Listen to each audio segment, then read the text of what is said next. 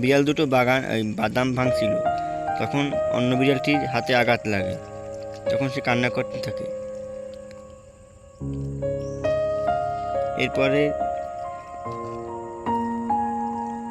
Doctor দেখায়, bandage করে হাতে। তারপর হাসপাতালে নিয়ে যাবি। তখন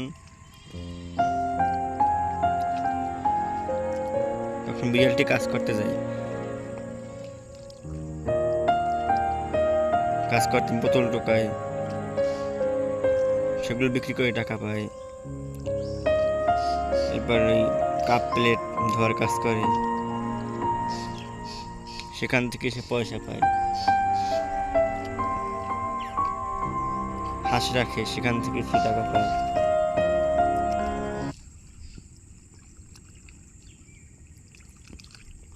গাড়ির কাজ করে, সেখান থেকে টাকা পায়।